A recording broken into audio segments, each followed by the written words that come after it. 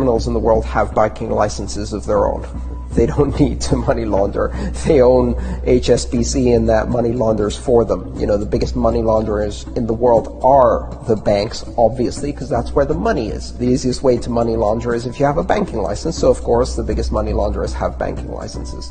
These are excuses. What they want to do, of course, is, they say, taxation and corruption, but in fact, this actually increases corruption. So removing cash from an economy and putting everybody under surveillance doesn't mean that criminals can't use money anymore. Of course they can. They will continue to do that. They will always have means of doing it. It just means that everybody else is under surveillance. So you end up surveilling the innocent. What does that give you? That gives you political control. We've never had in the history of humanity the ability to monitor everybody's economic activity all the time. And to give that power to governments without question is extremely dangerous. It won't reduce crime, but it will turn governments into criminals. It won't reduce corruption, but it will increase corruption at banks. And it will put people at the mercy of a system in which, at a flick of a binary switch, you can become a non-person. Went to the wrong website, attended the wrong protests, associated with the wrong political party, expressed support for the wrong idea, off. You no longer exist. You can't buy food, you can't buy anything, you can't earn anything, and all of your money disappeared. This idea that as long as we have every participant in every transaction prove their identity, and we can track and control every transaction through this totalitarian surveillance system, we will end crime.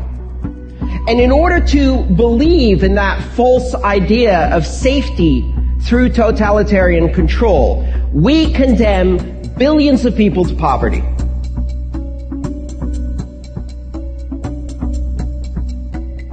We're sitting at a historical crossroads where the future of money is going to be digital. We're seeing a concerted effort around the world to ban cash, to reduce the availability, the value, and the liquidity of cash everywhere in the world. We saw India demonetize the top 2 value notes they have.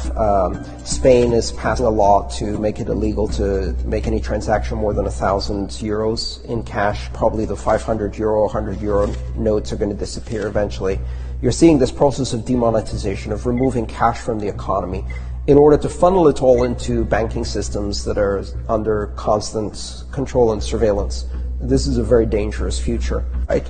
The poor, those who don't have ID, undocumented immigrants, victims of human trafficking, refugees, these people are going to be suffering the burden to create this bourgeois illusion of safety and give massive powers to governments that certainly haven't earned the trust to have these kinds of powers. Criminals will have privacy.